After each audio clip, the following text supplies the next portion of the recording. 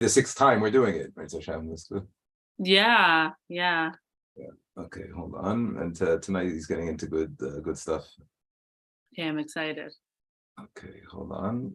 Just turn off the volume. Okay.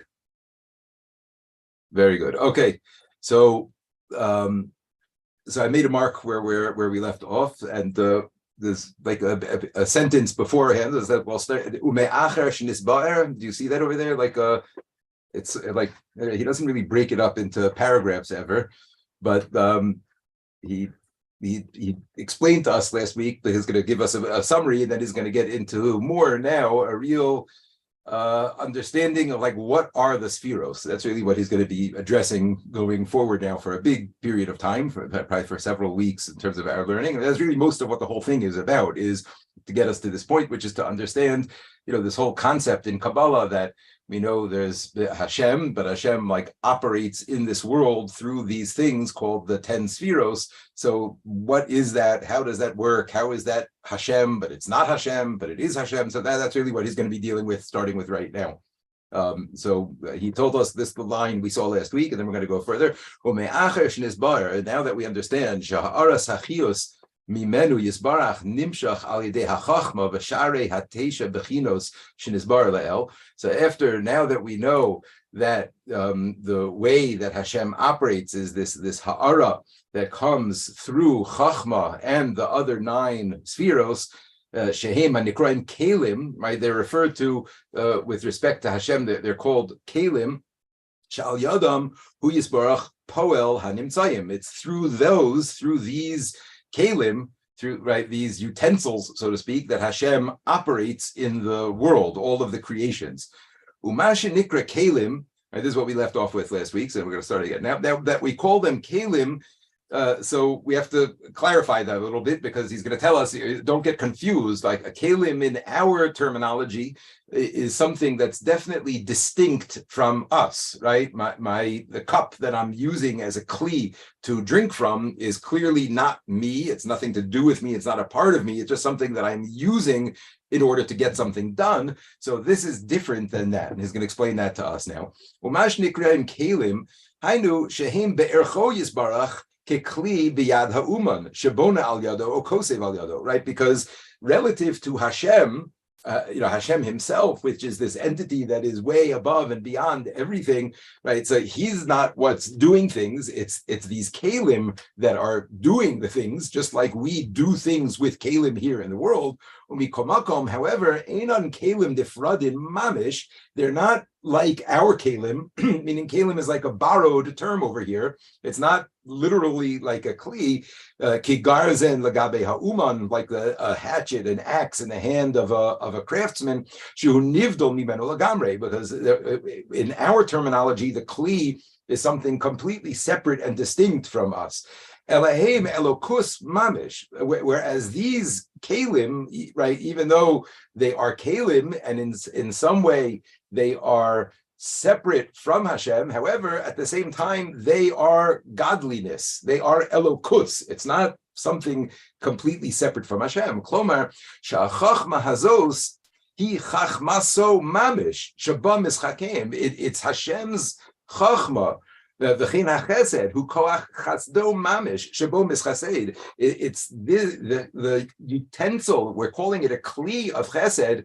However, it's more of an outgrowth of Hashem, or a ha'ara from Hashem, rather than something completely separate and distinct. So we don't have the language, we don't have the terminology for that type of a thing. So we're calling it a kli, right? But it's a borrowed mashal, a borrowed metaphor. It's not really the best word to use, because that can confuse us. That can make us think that these spheros are already something separate from Hashem, and that chas v'shalom, the spheros are a part of Hashem, right? Even though it's not Hashem himself.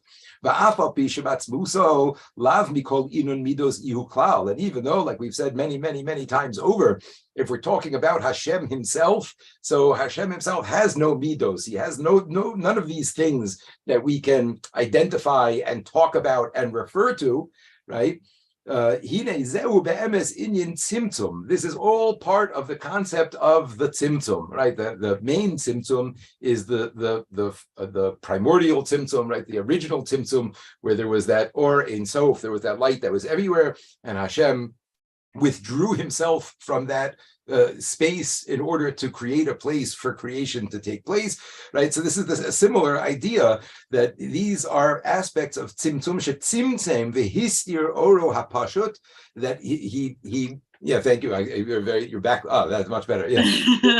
That Hashem was mitzamtzem his or, he withdrew himself, v'histir, and hid his or hapashut, that oneness, that simpleness that's like hidden behind these layers, ad sheyisro mimenu dimyan kochos elu, until what is revealed to us are these kochos, these powers, these abilities, these kalim of Hashem. That's what we don't actually see them, right? But we interact with them and we deal with them. So they are an emanation from Hashem. They're not Hashem himself, atzmuso. Hashem himself has hid himself, withdrawn himself in a way that we don't interact directly with that light. But these are the emanations that come from Hashem.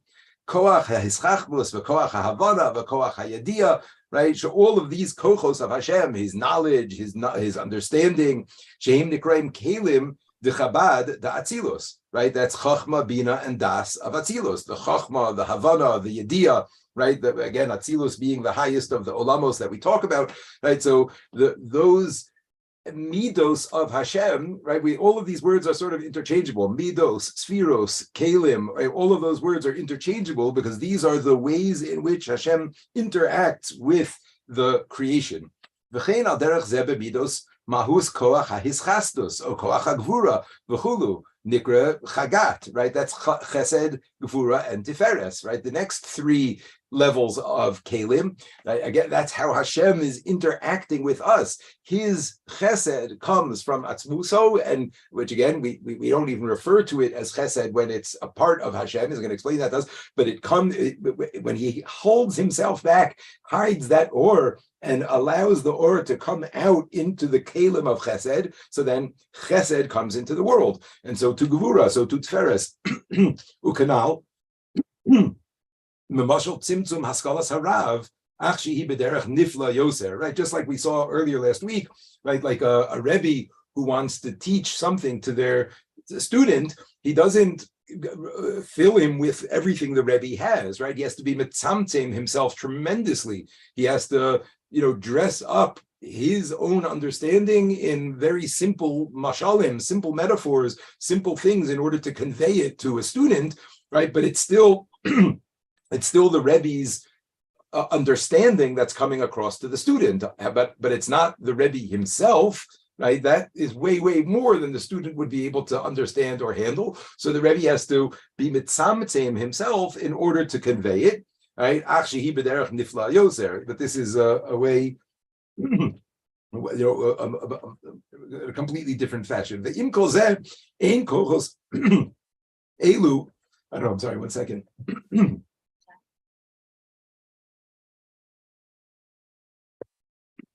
Im kol zeh ein kochos elu polim ba'atzmam levad. They don't work on their own. Ela shehu yisbarach poel bahem. Hashem himself is like powering them and functioning through them.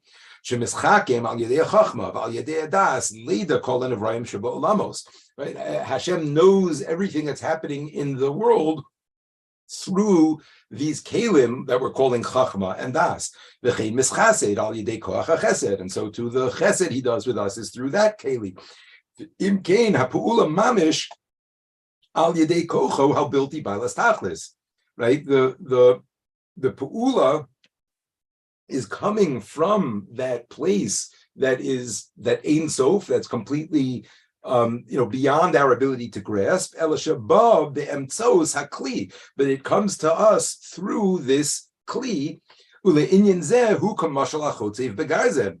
Right, so that it does have a metaphor of a kli. Right, in other words, like an axe, a hatchet, right? How does a person chop up something. He can't do it with his hand. He can't do it with himself. So he uses a hatchet with which to do it. Again, the difference is the hatchet is something completely separate from us, whereas these midos are not separate completely from Hashem. They are emanations coming directly from Hashem, but the way that Hashem is interacting with us is through these lower level aspects of himself, not himself, atzmuso, right?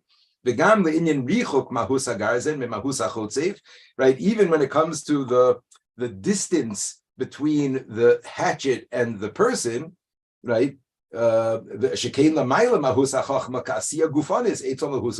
Like he said many times, because it's still and all, well, relative to Hashem himself, these spheros are like physical things, right? And then, like I keep on saying, like this table and Chachma Da'atzilus, relative to Hashem, are both the same distance, so to speak, because they're both nivrayim, they're both creations that Hashem made that are only relative to us, right? However, However, the spheros, and this is the difference between the hatchet and the spheros, is because the spheros are literally elokus, they are godly. And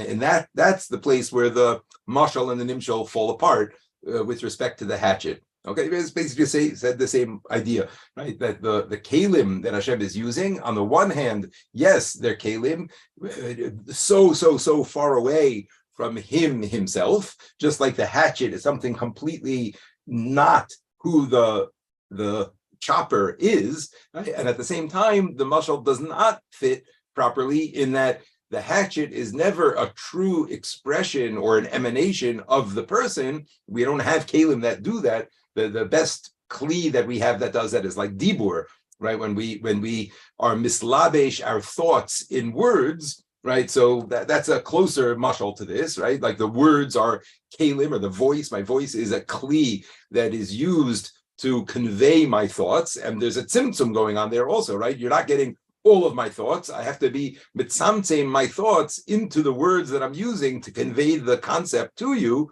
right? But it's still me who's speaking, right? So that's like the idea. Okay. Ulafisha klihi elokus mamish, right? And since the kli, these kalim, these spheros are godly, they are, literally a part of Hashem. Lachein bazeh yitachin ma'od mashaklasav Rambam hu hayodea v'hu hayidua v'hu hadea atzma.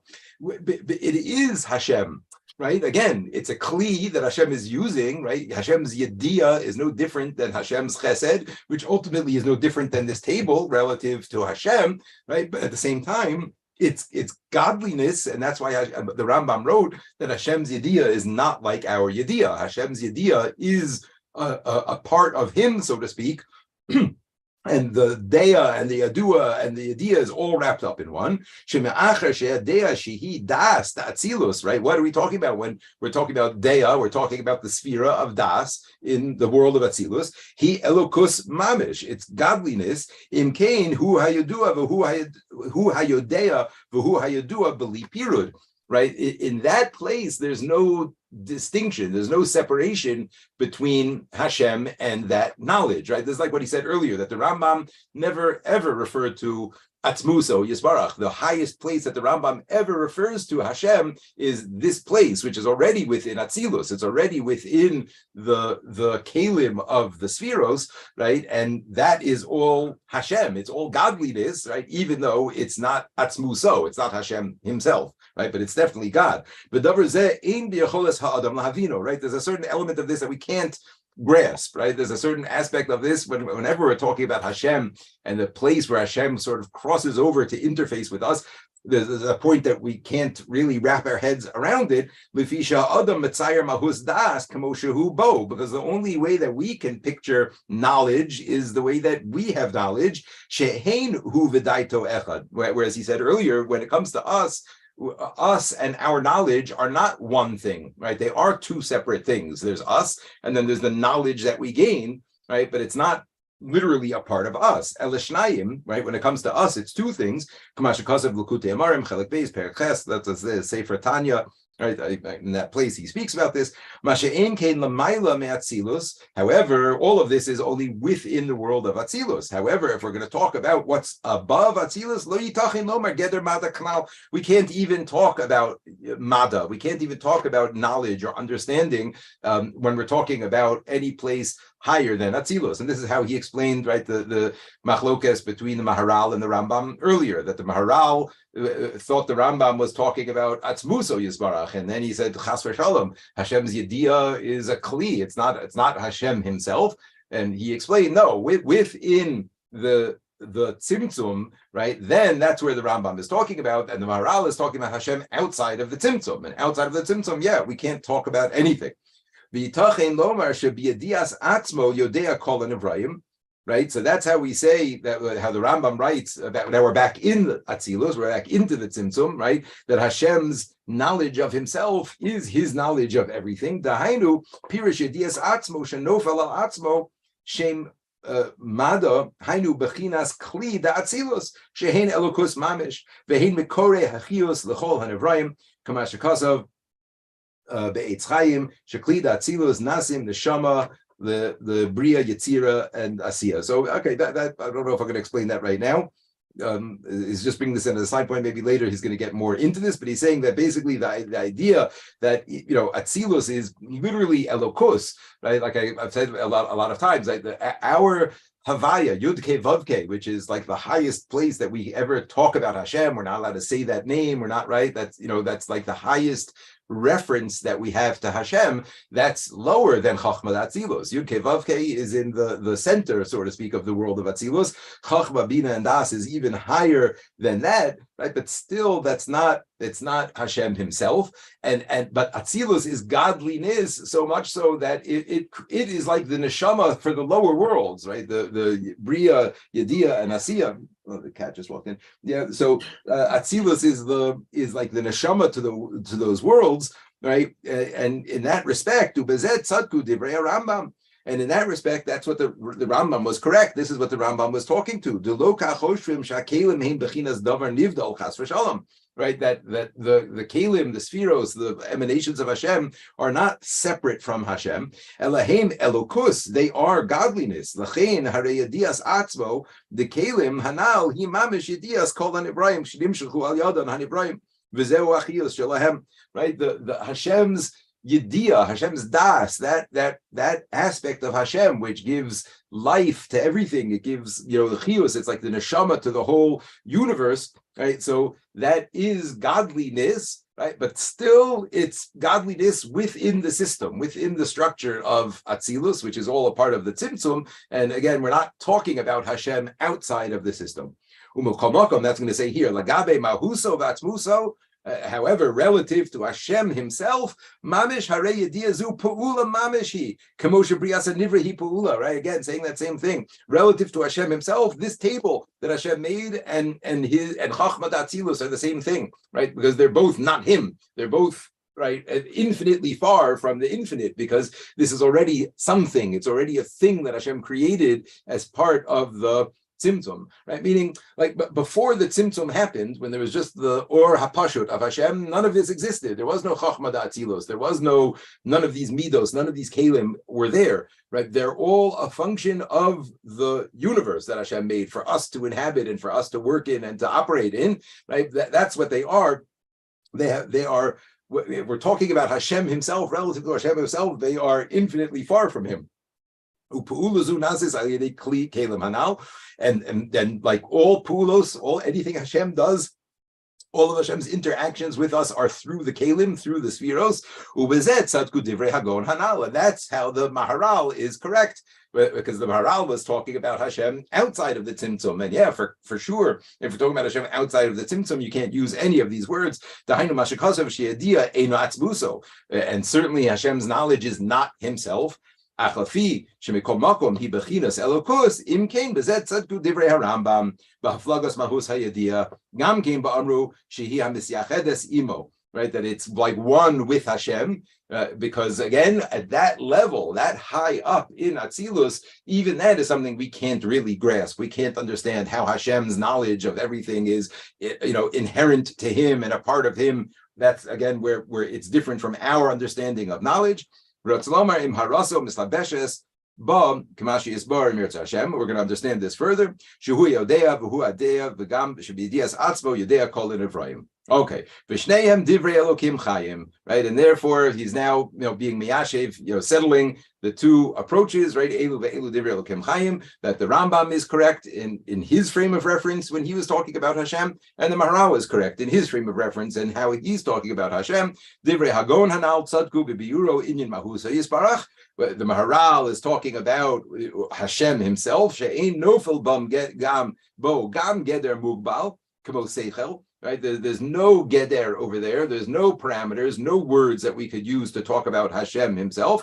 Ela havaya pshuta nelam meitanu hitzayer mahuso rak bebachinas emunas uming. That's just something that we believe and know exists out there, but we have no concept of it whatsoever. Sheyesh matzui zeh. We just know that it's there, but we can't know anything about it. V'divrei harambam tzadku shayichud shebirhu hu inyan hislapshuso b'kelim datzilus shehein elokus kanal. And the Rambam is talking all about Hashem, how he is in the world, in the tzimtzum, within the netzalim, within the realm of everything that he created, and over there, godliness. And again, this is the highest level that the Rambam ever even refers to, and that godliness is hu hayadea v'hu hayadua v'yadea atzmo. That's all wrapped up in one, and even that is beyond our ability to understand, right? But we're already talking about it, so it's not Hashem himself, right? It's not atzmuso. Okay, so this is he's just right now wrapping up what we got to up until now, right? Wrapping up the Rambam's approach, how and the Maharal's approach, how they're not really arguing with each other. They're both talking about different reference points to Hashem, right? Maharal is talking about Hashem outside of the Tzimtzum, and that aspect of Hashem that we can't say a word about. And the Rambam is talking about the first place within the Tzimtzum that we can start talking about Hashem. And right, and the Maharal is right that already is as far from Hashem as a table, and yet it's godly. It's still godliness. It's elokus. That's still an emanation of Hashem himself, right? The same way that, like we say, my speech, what's coming out from me is me that's coming out. It's me-ness that's coming out, even though it's not all of me, or right, as much as we can use that metaphor to compare the two. Okay, so far so good. Great, yeah. Great. Okay, also okay. So now he's going to now try to address this whole concept of the kelim. Please close the door out. Now he's going to address this whole concept of the kelim a little bit more. And like I said, the whole rest of this piece is really going to be dealing with trying to understand. So how does this work? How do you have something that is godly, but not Hashem himself, but yet it's an emanation from Hashem? And, he's going to really develop this a lot more. Okay, hey. However, we need to still understand this better. We have to understand better this concept of these utensils. How can it be? Shehem elokus mamish, that on the one hand we're calling them God, mamish, godly, right? Acha kasher narech hamahus shelehem legabe mahusa vatzmusa yisbarach hu mamish ki yachas asiyo gufanis hanivre me'ayin nileish etzlo yisbarach.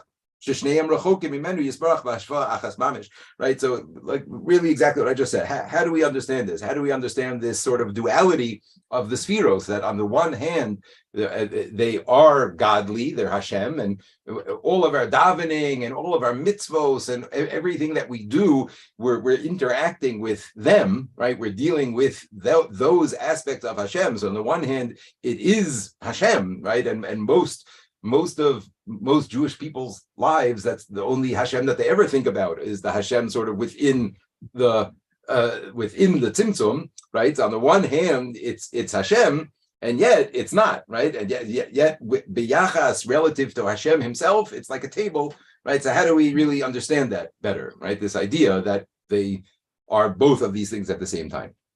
Right? How can they be actually godly if we keep saying that no, relative to Hashem himself, it's the same as a table? It seems that this doesn't fit. It sounds like a paradox, like two things that can't be true at the same time. Like they're godly, but they're not God. But then how can they be godly? Okay. We have another idea that we need to understand. Yeah, v'hu ki yisbar le'el shehem nikraim kelim. Right, so this is another question that we said earlier that we refer to these spheros as kelim. V'hu yisbarach poel al yadon, right, and Hashem operates through them, right? Al yedei chesed hu mischased, al yedei gvura hu misgaber. Kamashikasav riva rivenu, ki kel goel chazak ato, right? Like we say in Shemona Esrei. Right, Hashem fights our fights for us. Kel goel chazak ata. Right, he's a powerful redeemer. V'sibas kol shinuye hashpaos b'mach masakelim sheim kelim mikelim shonim.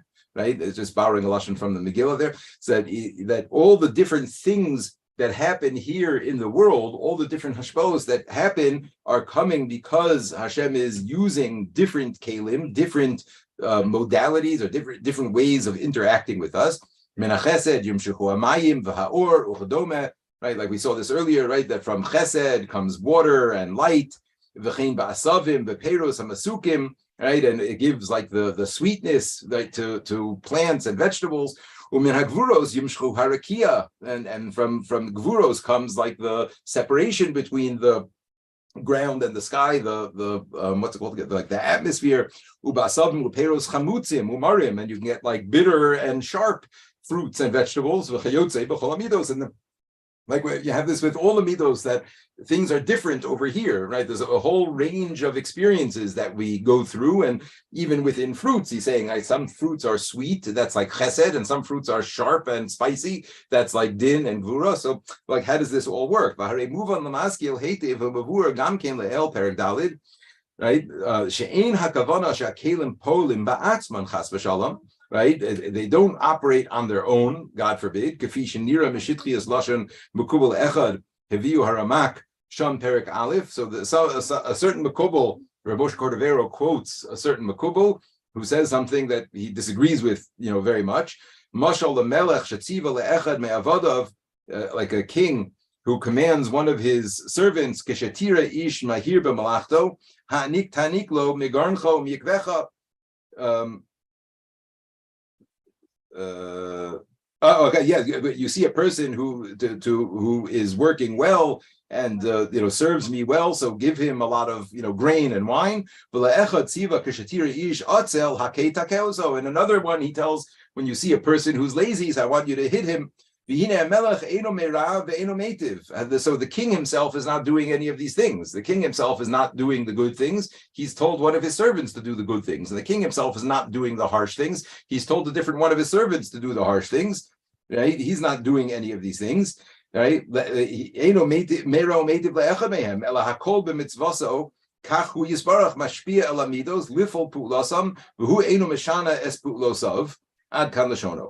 Okay, so too Hashem himself, right, is not actually doing any of these things. He's mashpia to the midos for them to do, and he himself doesn't change. It's going to be noisy here for a second. Sorry, 1 second. The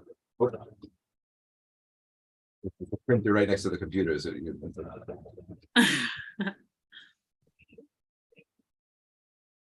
It's like I was going to ask her not to do. Listen.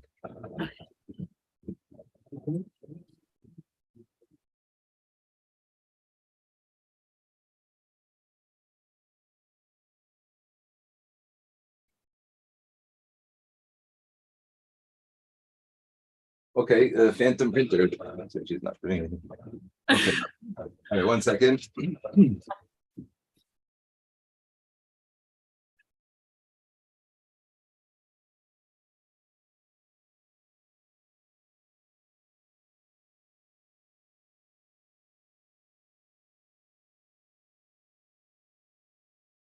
Okay. Well, strange. Is that very loud? Like, do you hear that noise? I hear nothing. Oh, you don't hear anything? No. Oh, okay. That's very strange. Okay, I thought it was like probably super loud. Okay, fine, great. Okay, I'm sorry. So I'll continue. Okay. Pasav alav haramak sham pergimol lefidaito. So the Ramak Rosh Cordovero. So this is what a certain Makubal writes, but the Rosh Cordovero writes. Shaschar va'onesh nimshach me'amidos. Ki be'elokus lo yitzdak lo din v'lo rachamim v'chulu. Im kem nimtz lefi zeh sh'amidos heim hamaskiros ha'manishos lefi tivam shetvia behem hamatzil. Im kem lefi dvarav zeh ozav Hashem es aretz b'yad hamidos. So he's disagreeing with this. He's saying like this Makubal, whoever this other one is, so he understood that Hashem sort of set up this system and he empowered the spheros, like he empowered the midos to deal with the Nivraim, to deal with the creations. And the Ramak is saying, no, that's not how it works at all. The way that you're saying it, it's like Hashem sort of like left the system. Hashem like set this system up and then he let it be and now lets the midos run the show. And every time somebody does good, okay, so that activates chesed. And every time somebody does bad, well, that activates din. And that's not how it works. Right? This is not how the system works at all. It's not that Hashem set up these independent, sort of entities almost, and that they are the ones that run the show. This is almost a Avodah Zarah.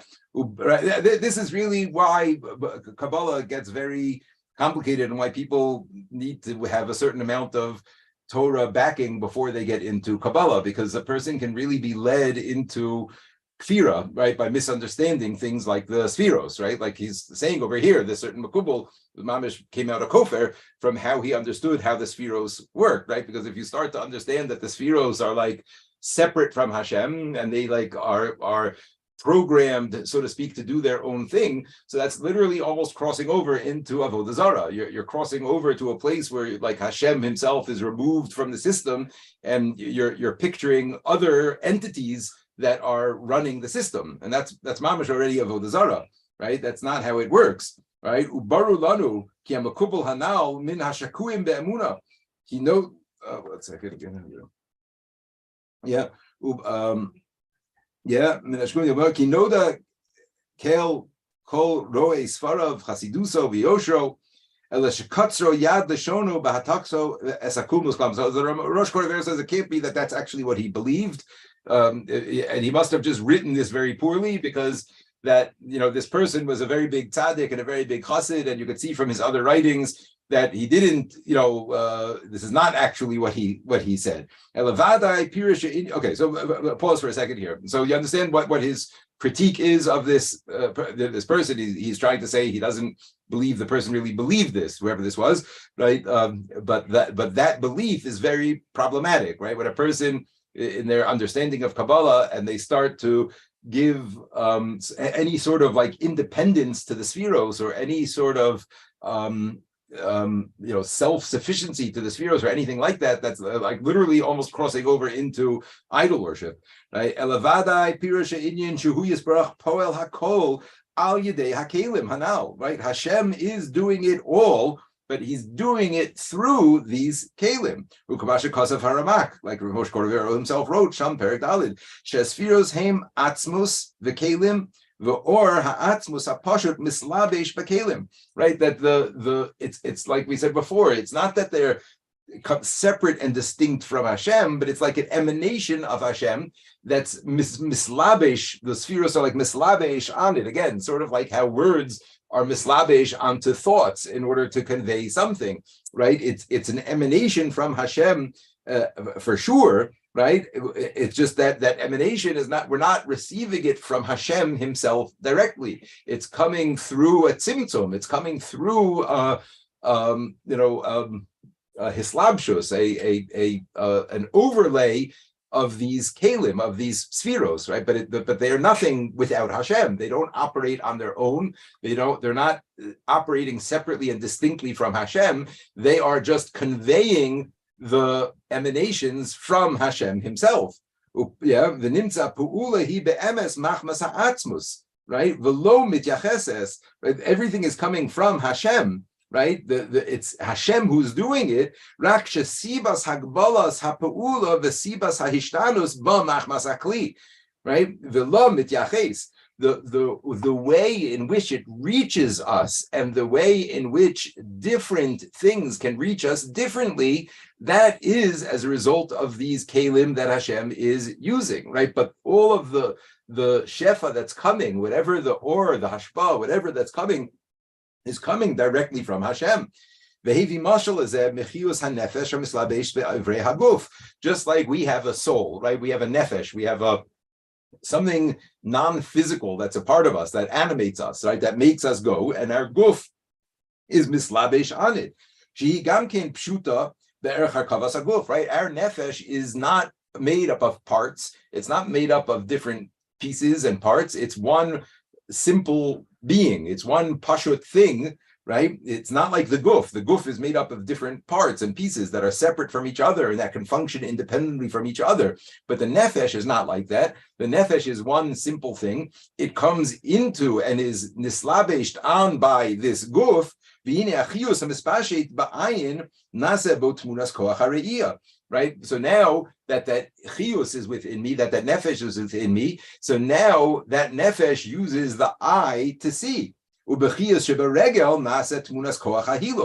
it uses the legs to walk.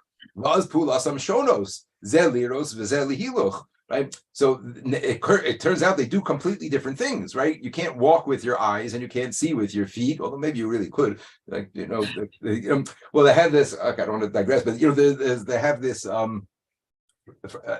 they realize that, vision, is really in your brain. It's not in your eyes, right? Your eyes are just bringing in information, but what's around you, and your brain is what turns it into a three-dimensional picture. And what they've done for people who are blind, they have like this a tab that they put onto their tongue.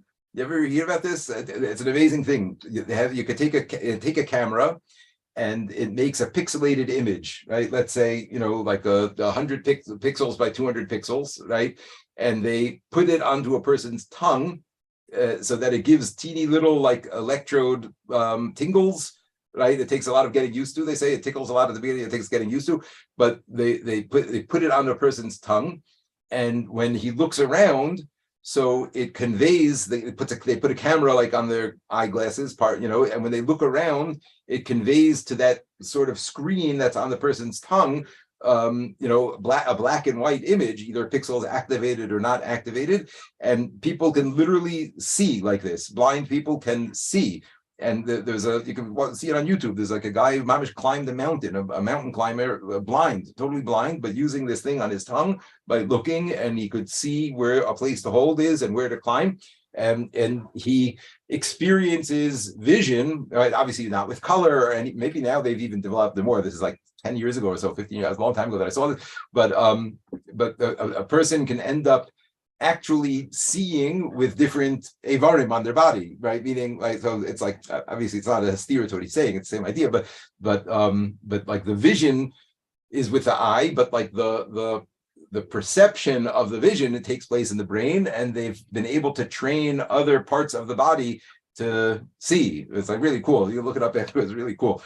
Okay, but anyway, but he's saying the idea is, because there's one nefesh that's inside us, there's one simple living entity that's inside us, and then it uses all the different things that we have in order to interact with the world, to take in information, and then to function and do different things, right? But it's not a function of the nefesh being multifaceted. It's not. The nefesh is one simple oneness, but it uses different kalim to accomplish different tasks. V'sibas hashinui b'machmas shinui ha'evarim ha'ayin meharegel. Right. The difference in what's happening is not because there's any difference inside. It's a difference in the evarim, in the limbs. Right. The foot does one thing and the eye does something else. V'hapula ba'mitas me'or ha'nefesh abahem. But it's all coming through the one nefesh that is powering them. Right. So that's how the Ramosh Cordovero was explaining how the idea of godliness, that Hashem is powering all of these midos. God forbid they don't work on their own. They're not independent. They don't have they don't do things based on programming. It's all Hashem coming through those different kalim. And even though he is one simple nis, however, the different kalim end up producing different things in the world. The Amar Od Sham She'im Hayos Shekesha Atzbos Belubash Bekli Harinase Botmuna Al Derech Mashal Kmo Hatmuna Shenase Bechius Nefesh Belubash Ba'ayin Lios Koach Hariya Shemuvdol Az Min Hatmuna Shenasis Bekoach Sheberegal Shenasis Botmunas Koach Hahiluch. Right. In other words, the different Kalim do different things. They function in different ways. They have different inputs and different outputs. V'im came the fizeh hadra kosher leduchte shia batzmuso shinui v'hispalus chas v'shalom. Right? Not different. They have the same input, right? But then different output. Right. Well, no, they take things in differently. Your feet feel things; they don't see things, right? Your feet will feel that something is sharp. Your eyes will see that something is sharp. It's different, right? They take in different way. There's different ways that they input. You feel something. You have all different senses that we have, right? The hearing, seeing, smelling, pressure, all those things. Those are different kalim of input, right? That are all coming into one source. It's all coming into the nefesh. We have different kalim that bring in input and different kalim that do different things. But right? Mm-hmm. Yeah. Yeah. Okay. 1 second. Yeah, the imkain the fize hadra kasha leduchta. So then he's saying, but then if we say this, doesn't this bring the question back again? Shiyeh batz muso shinui v'hispilus chas v'shalom. But then again, I think it's saying similar to our metaphor. But then there is a shinui, right? My nefesh is affected differently by what it sees and what it feels, right? But with Hashem, it doesn't work that way, right?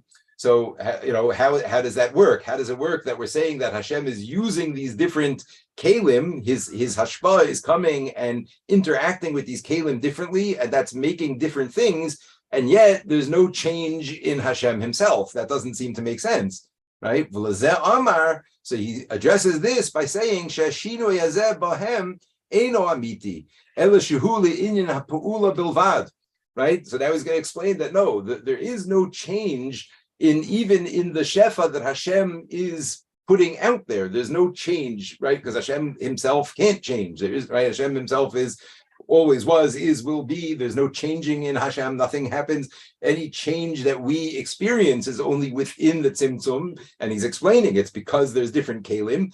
But again, if we're looking at that metaphor, so then it does seem that there's a difference. There is something changing within Hashem, because sometimes he's using one type of a shefa and sometimes another one. So he's going to say, no, it doesn't work that way. It's not a change in Hashem. It's only with respect to how it's interacting with us. We perceive and recognize and see those changes. Ukamashal, like a mashal like mayim, the same water that you put into different kalim, if those kalim are colored differently, the water is going to look different, right? But the water itself is not changing, right? We're experiencing a change in the water because it's going into different colored cups. But the water itself is the same always, right? So, yeah, if you have a different colored cup, it changes the color of the water, but it's not really changing the color of the water. It just looks like it's changing the color, right? It's not truly changing. It only looks that way to us. Right? If you would pour it into a blue cup, it looks like it's blue. But then you pour that same water into a red cup, it looks red. And you pour it into a clear cup, and it's clear. Right? So that's like the shefa of Hashem. The shefa of Hashem is consistent and always the same. It doesn't change. However, when that shefa comes through the kalim of chesed, so then we experience sweetness and goodness. When that same exact shefa comes through the kalim of gvura and din, then we experience difficulties and harshness, right? It's not the shefa that's changing, it's the kalim that are receiving and giving over the shefa that are different. V'amar od shegam hashinu hazeh gam she'enu amiti enu ela ba'atzmus hamispashit b'kalim.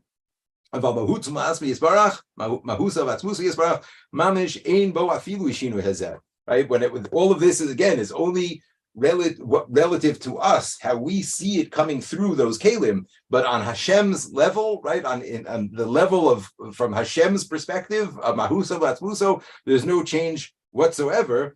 Elohu levado kamoshahu kodam briasa olam. Hashem is the same as he ever was, even before there was a universe. Right? V'zehu shleimus ha'amuna. Shenamin hayos kol ha'pu'ulos hashonim boy mimenu dafka b'hashgacha pratis l'chol nivra befrat al yedei yediyah. So bo kenizgaleo beperek dalid va'af al pichein namin gamken shehu b'atzmuso ein bo shinu v'espalos gamken. He says this is Ramish like one of the fundamental points of Emunah, that on the one hand We believe that every single thing that happens to us, down to every single detail, is vashkacha pratis. Hashem is making everything happen. Every single, right, stub your toe, miss the bus, this, that, no matter what it is, every single thing is mamish coming from Hashem, absolutely with an absolute focus on us. And yet, at the same time, he himself is not affected or changed and changing at any point along the way. It's only our experience of him changes based on the kalim that we are interacting with, that the shefa comes through.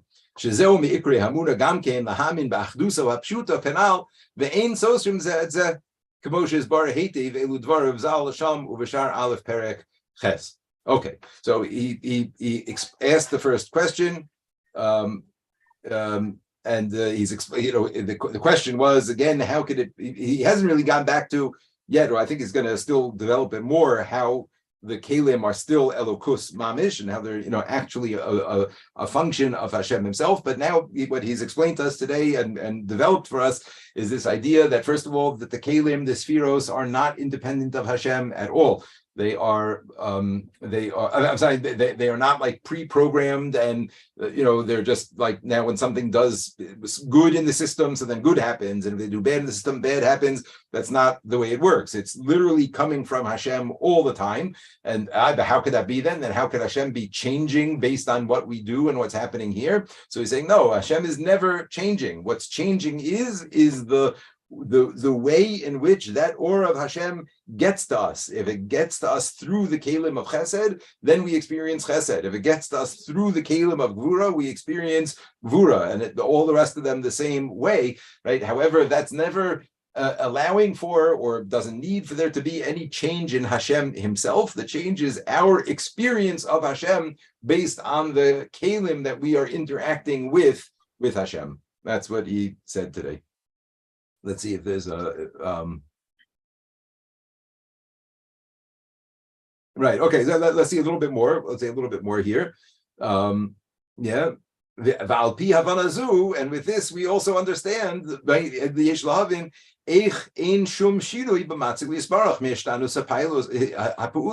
this explains also, right, this very big question of, like, again, like, how can Hashem not ever change if we see that there's changing that happens, right? Like at one point Hashem, there was no universe. The next point there was a universe. How can you say that there was no change, right? Obviously something changed right? But that's, none of those changes are happening on the Hashem level, right? When you're talking about Hashem himself, all of those changes are happening within the tzimtzum, within the place where Hashem has these different kalim that are interacting with us. That's how change happens, right? But none of that change is happening on Hashem's level himself. But in the